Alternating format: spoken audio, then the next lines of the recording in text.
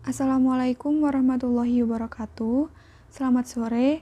Kami dari kelompok 4 yang beranggotakan Miswah Mazia, Sylvia Nadiatus Firliana, dan Ahmad Hashim Hasani akan mempresentasikan tentang prinsip penilaian, tahapan, dan acuan penilaian PAP, PAN, dan gabungan.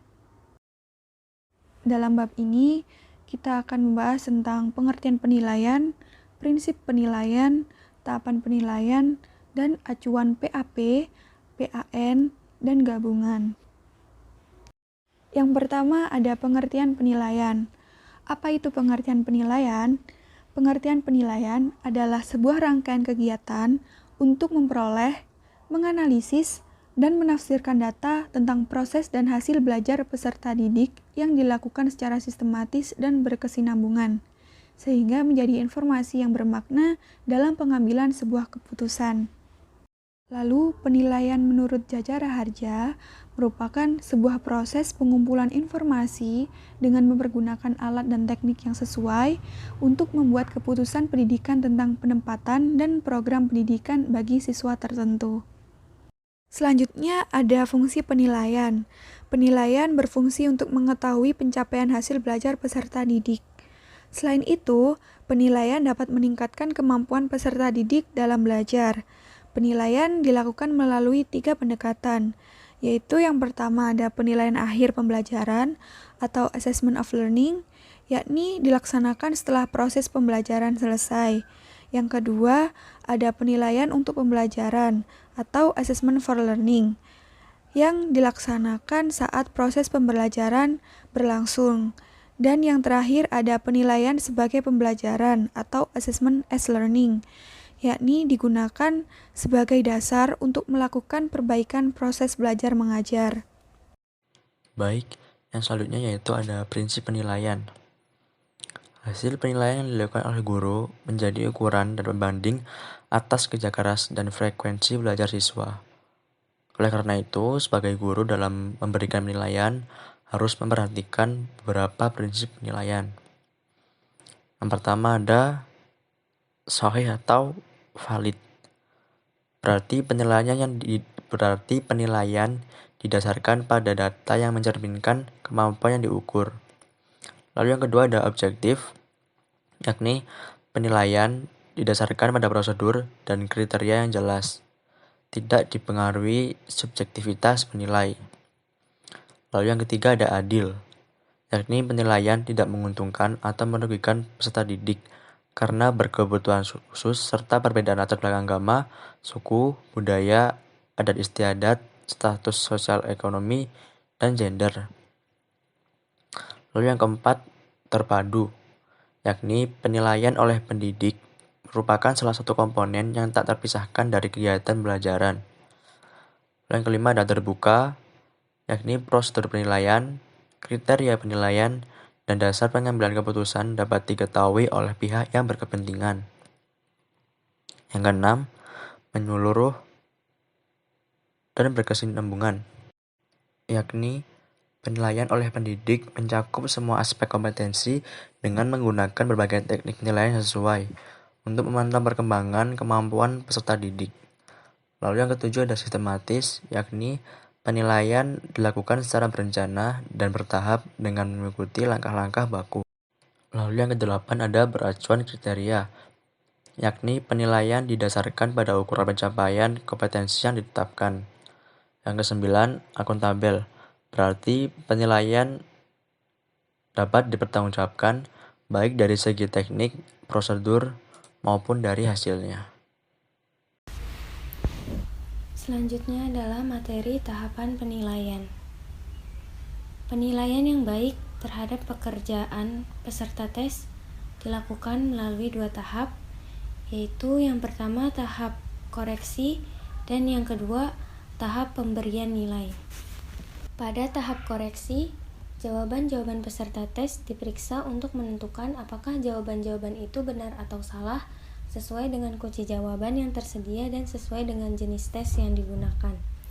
Jika jenis tes pilihan ganda atau menjodohkan, maka kunci jawaban bisa hanya ditulis dengan angka atau huruf yang menunjukkan jawaban benar. Jika jenis tes esai, maka kunci jawaban bisa hanya ditulis patokan jawaban yang diharapkan saja. Untuk penilaian, jenis tes objektif biasanya disediakan angka 1 bagi jawaban benar dan 0 bagi jawaban yang salah. Hal serupa dapat juga berlaku bagi tes esai, kecuali apabila perlu diadakan pembedaan yang lebih rinci untuk membedakan tingkat ketepatan suatu jawaban. Nah, untuk penilaian ini, jika pada jenis tes objektif, biasanya hanya disediakan angka 1 bagi jawaban benar dan 0 bagi jawaban yang salah. Sedangkan pada tes esai, angka yang diberikan bisa lebih berjenjang. Misalnya, angka 4 untuk jawaban yang sepenuhnya benar, angka 3 untuk jawaban yang mendekati benar, angka 2 untuk jawaban yang sedikit benar, dan angka 1 untuk jawaban salah. Angka 1 ini bisa diberikan juga untuk sekedar penghargaan atau upah atas usahanya menjawab. Tetapi nilai upah ini tidak bisa diberikan apabila suatu pertanyaan dibiarkan kosong tanpa jawaban sama sekali. Selanjutnya, pada tahap akhir koreksi dilakukan perhitungan skor mentah. Pada tes objektif, skor mentah itu sama dengan jumlah jawaban benar atau jumlah semua butir tes dikurangi jumlah kesalahan. Sedangkan pada tes esai, skor mentah itu diperoleh dengan menjumlahkan semua skor yang telah diberikan kepada masing-masing jawaban butir tesnya yang mungkin saling berbeda tergantung pada mutu dan lengkap tidaknya jawaban yang diberikan. Karena hanya menunjukkan jumlah jawaban yang benar, maka skor mentah suatu tes dapat berbeda dari skor mentah pada tes yang lain, tergantung pada jumlah butir tesnya. Semakin besar jumlah butir tesnya, maka semakin tinggi pula skor mentah yang dapat dicapai. Oleh karena itu, dari skor mentah saja tidak dapat segera diketahui dengan jelas tingkat mutu hasil pekerjaan seorang peserta tes dan tingkat kemampuan atau penguasaan dalam bidang yang dijadikan sasaran tesnya. Skor mentah 27 pada suatu tes, misalnya, belum tentu menunjukkan tingkat kemampuan yang lebih rendah daripada skor 64 pada tes lain. Karena itu, perlu kajian dan pengolahan lebih lanjut terhadap skor mentah. Selain daftar skor mentah, hasil koreksi terhadap pekerjaan peserta tes sering dilengkapi dengan beberapa informasi lain yang diperlukan bagi tahap kajian dan pengolahan skor mentah. Informasi lain itu terutama meliputi yang pertama, ada skor terendah, yaitu skor yang paling rendah yang terdapat di antara semua skor lain yang menunjukkan perolehan yang paling kecil. Yang kedua, skor tertinggi, yaitu menunjukkan perolehan yang paling besar. Yang ketiga, ada rentangan skor, adalah selisih di antara keduanya yang menunjukkan jarak antara skor terendah dan skor tertinggi. Yang keempat, ada skor kecenderungan umum. Pada skor kecenderungan umum, meliputi skor rata-rata, skor tengah, dan skor tersering. Skor rata-rata sering disingkat M yang berarti mean diperoleh dengan menjumlahkan semua skor yang ada, kemudian membagi hasil penjumlahan itu dengan banyak skor. Skor tengah merupakan skor yang terdapat di tengah antara skor tertinggi dan skor terendah dalam daftar seluruh skor yang disusun menurut besarnya. Skor tersering adalah skor yang pada kenyataannya terdapat dalam jumlah yang paling banyak dibandingkan dengan semua skor lain pada daftar skor perolehan peserta suatu tes. Yang kelima, ada simpangan baku, yaitu memberikan kelengkapan informasi tentang sederet skor mentah dalam bentuk angka yang menunjukkan tingkat perbedaan atau selisih rata-rata antara masing-masing skor dengan skor rata-rata. Pada slide berikut ini terdapat daftar skor mentah dan beberapa informasi terkait. Yang pertama, jika skor mentahnya 17, maka jumlah yang didapat adalah 2. Jika skor mentahnya 16, maka jumlah yang didapat tidak ada. Jika skor mentahnya 15, maka jumlah yang didapat adalah 6. Jika skor mentahnya 14, maka jumlah yang didapat adalah 2. Jika skor mentahnya 13, maka jumlah yang didapat adalah 1. Jika skor mentahnya 12, maka jumlah yang didapat adalah 3. Jika skor mentahnya 11, maka jumlah yang didapat tidak ada. Jika skor mentahnya 10, maka jumlah yang didapat adalah 2. Jika skor mentahnya 9, maka jumlah yang didapat adalah 2. Jika skor mentahnya 8, maka jumlah yang didapat adalah 1. Jika skor mentahnya 7, maka jumlah yang didapat adalah 1. Dan jika skor mentahnya 6, maka jumlah yang didapat adalah 1. Tabel yang kedua merupakan beberapa informasi terkait yang sudah dijelaskan pada slide sebelumnya.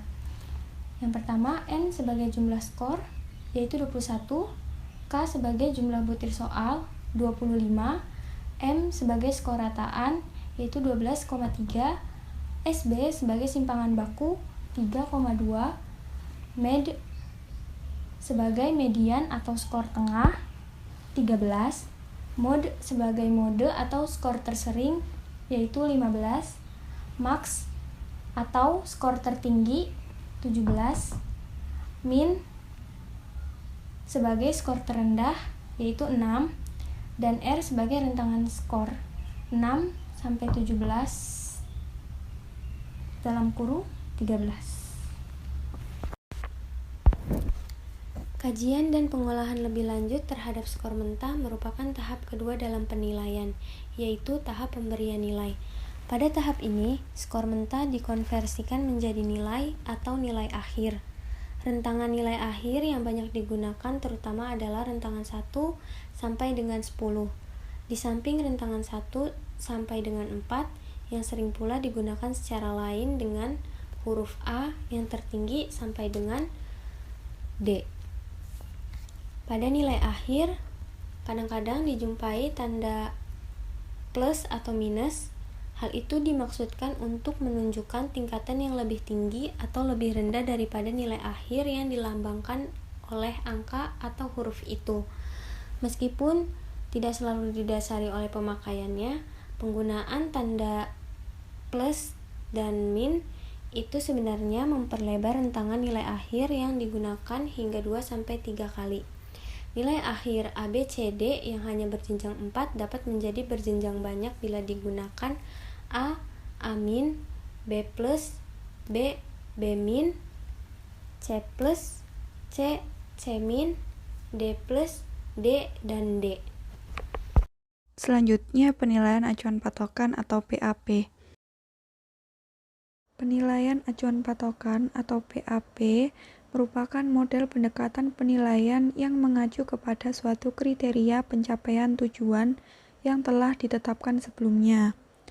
PAP meneliti apa yang dapat dikerjakan oleh peserta didik dan bukan membandingkan peserta didik dengan teman sekelasnya, tetapi dengan kriteria atau patokan yang spesifik. Kriteria yang dimaksud adalah suatu tingkat pengalaman belajar atau sejumlah kompetensi dasar yang telah ditetapkan terlebih dahulu sebelum kegiatan belajar berlangsung.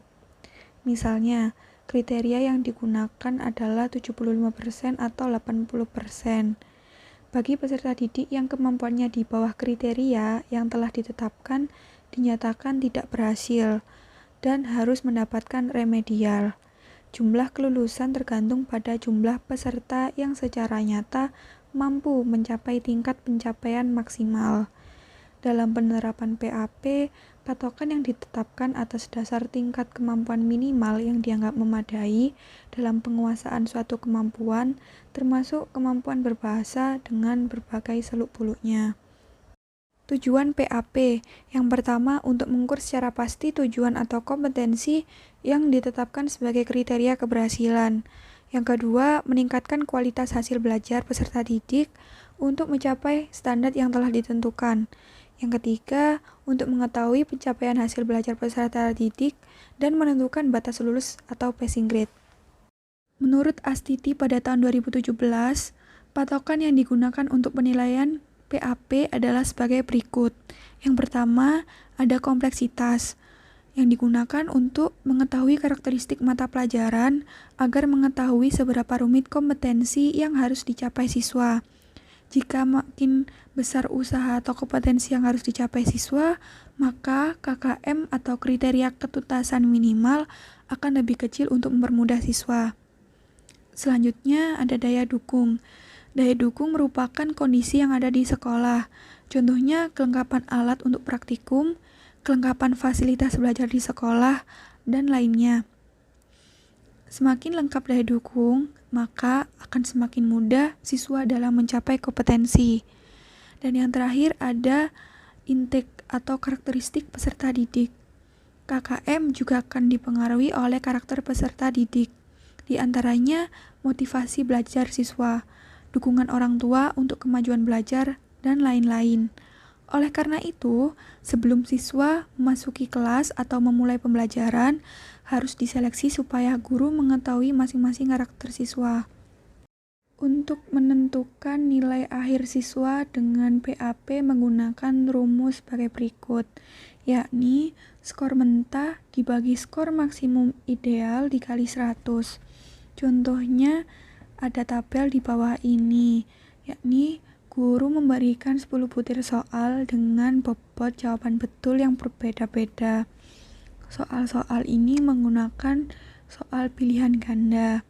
Yang pertama ada nomor butir soal 1 sampai 4,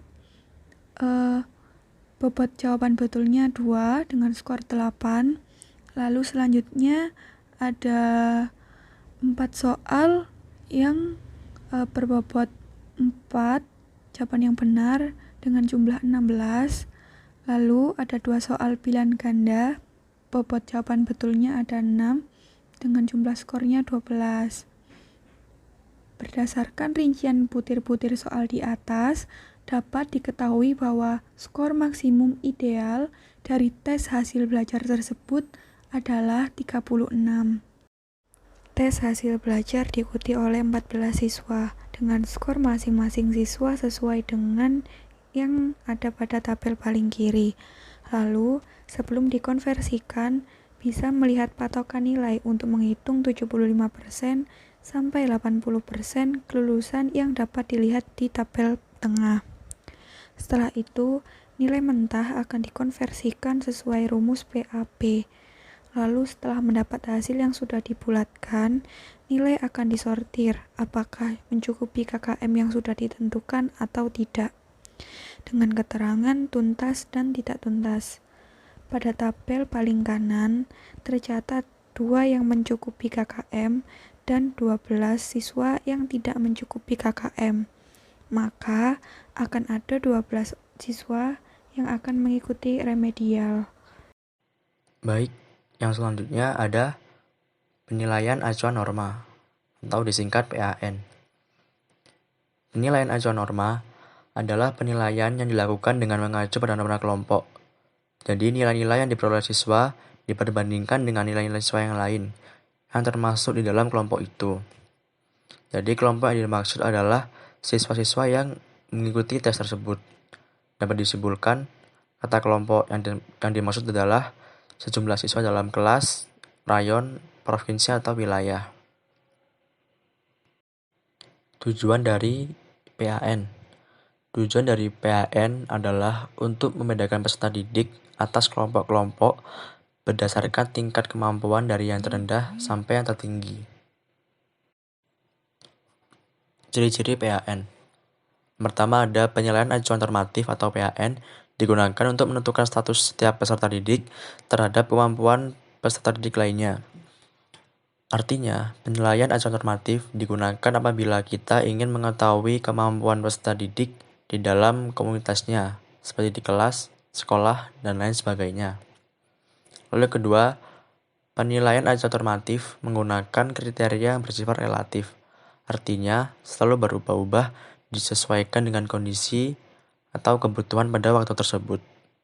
Yang ketiga, nilai hasil dari penilaian acuan normatif tidak mencerminkan tingkat kemampuan dan penguasaan siswa tentang materi pengajaran yang diteskan, tetapi hanya menunjuk pada kedudukan peserta didik atau peringkatnya dalam komunitasnya atau kelompoknya. Lalu yang terakhir ada penilaian acuan normatif memiliki kecenderungan untuk menggunakan rentangan tingkat penguasaan seseorang terhadap kelompoknya, mulai dari yang sangat istimewa sampai dengan yang mengalami kesulitan yang serius. Baik, berikut merupakan contoh soal pemberian PAN menggunakan konversi skala 5. Baik, berikut rumus skala 5 konversi yang untuk menghitung seberapa minimal nilai A, B, C, D, atau E. Tidak seperti pada PAP atau penilaian acuan patokan yang langsung mematok nilai.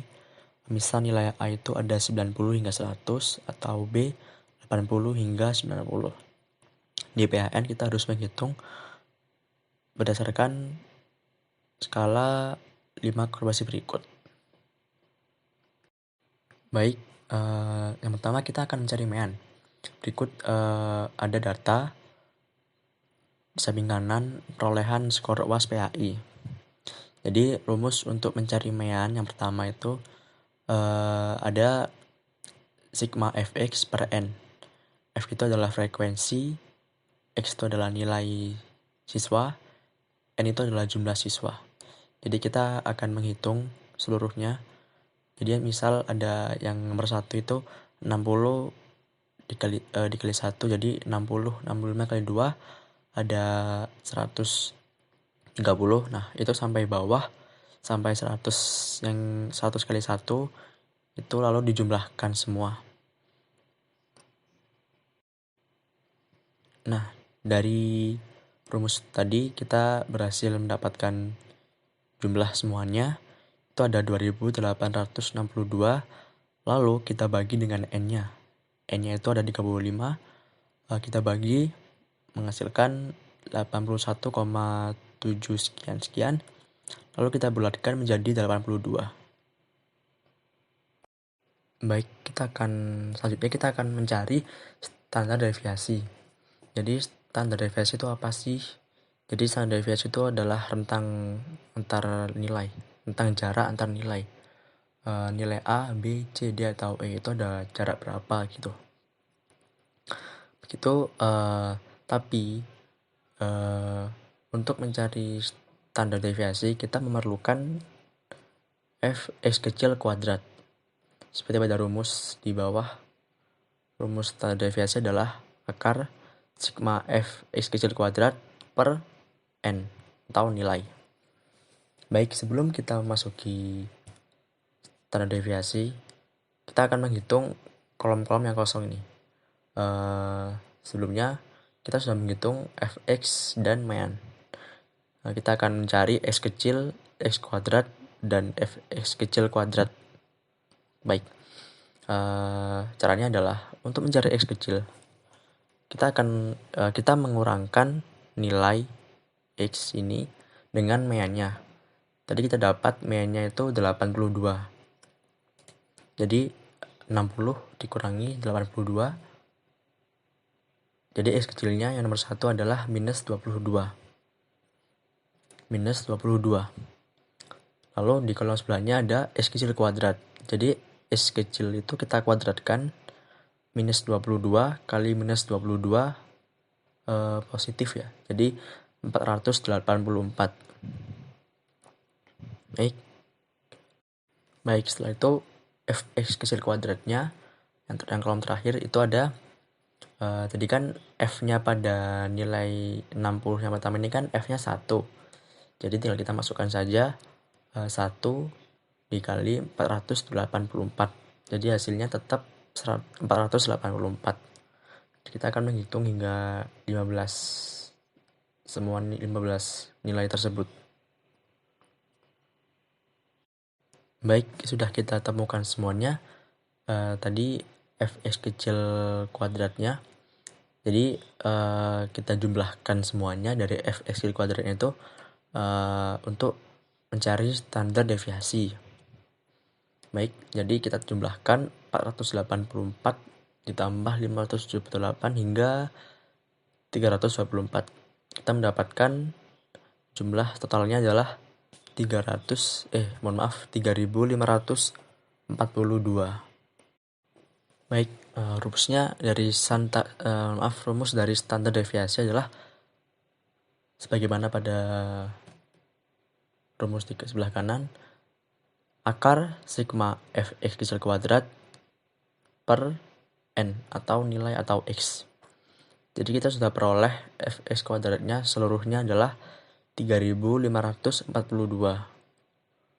Oke, jadi persamaannya begini. Akar 3542 per 35. Akar 3542 per 35. Kita menghasilkan standar deviasi 10,05 sekian. Kita bulatkan menjadi 10. Jadi standar deviasi pada kasus ini yaitu 10. Baik, kita kembali ke rumus konversi skala 5. Untuk kita akan menentukan nilai A, B, C, D maupun E.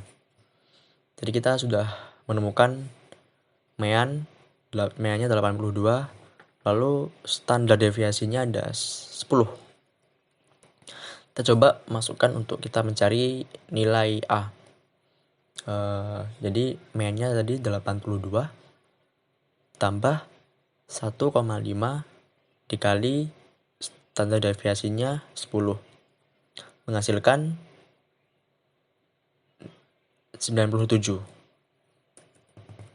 Jadi untuk nilai 97 ke atas, bagi siswa yang mendapatkan nilai 97 ke atas akan mendapatkan nilai A. Begitu juga sama dengan mengikuti rumus ini, kita menghitung nilai B, C, D maupun E. Baik, sudah kita peroleh seluruh totalnya. Nilai A untuk nilai 97 ke atas mendapatkan nilai A. Untuk B 87 hingga 96 itu mendapatkan nilai B. Untuk 77 hingga 86 mendapat nilai C. Lalu untuk 67 hingga 76 mendapatkan nilai D. Lalu untuk nilai 67 ke bawah, siswa akan mendapatkan nilai E. Berikut hasil akhir dari nilai mereka. Yang setelah kita hitung tadi, kita dapat melihat pada angka-angka berikut ini. Selanjutnya, penilaian acuan gabungan atau PAG. Penilaian acuan gabungan merupakan kombinasi dari penilaian acuan normatif dan patokan. Nur Hasan menjelaskan bahwa dalam penerapan penilaian acuan gabungan, pembuatan norma penilaiannya menggunakan 2 tahap, yaitu tahap pertama menerapkan prosedur penilaian acuan patokan dengan terlebih dahulu menentukan batas minimal skor yang harus dicapai atau passing grade. Dan tahap kedua menerapkan prosedur penilaian acuan norma terhadap skor-skor yang berada di atas batas minimal skor yang harus dicapai. Pada pembuatan norma penilaian gabungan menggunakan dasar hasil perhitungan rata-rata dan simpangan baku dari skor-skor yang berada di atas passing grade. Selanjutnya, dalam pembuatan norma penilaiannya dapat menggunakan standar penilaian 1 sampai dengan 10 sampai dengan 100, atau standar penilaian dengan huruf A, B, C, D, dan E. Langkah-langkah pada PAG. Yang pertama, tentukan terlebih dahulu persentase minimal penguasaan materi. Yang kedua, membuat kurva normal khusus bagi mereka yang sudah melampaui batas minimal. Yang ketiga, kurva normal dibagi dalam 4 daerah skala sigma dengan jarak masing-masing 1,5 S. Untuk A, plus 1,5 S sampai dengan plus 3,0 S. Untuk B, 0,0 S sampai dengan plus 1,5 S. Untuk C, minus 1,5 S sampai dengan 0,0 S. Untuk D, minus 3,0 S sampai dengan minus 1,5 S. Selanjutnya adalah contoh PAG. Jika Hasan memperoleh skor mentah 64, maka mendapat nilai A. Siti mendapat skor mentah 30, maka mendapat nilai C. Misalnya, batas minimal penguasaan materi adalah 55%, jadi yang lebih dari 55% diolah menjadi nilai A, B, C, dan D. Sedangkan yang kurang dari 55% nilainya adalah E. Dan seperti yang dilihat pada gambar untuk contoh kurvanya. Persentase minimal kelulusan boleh diturunkan lagi bila banyak siswa yang tidak lulus. Menurut para ahli, yang lulus sebaiknya 65% dari siswa. Sekian presentasi dari kelompok kami. Kurang lebihnya mohon maaf. Wassalamualaikum warahmatullahi wabarakatuh.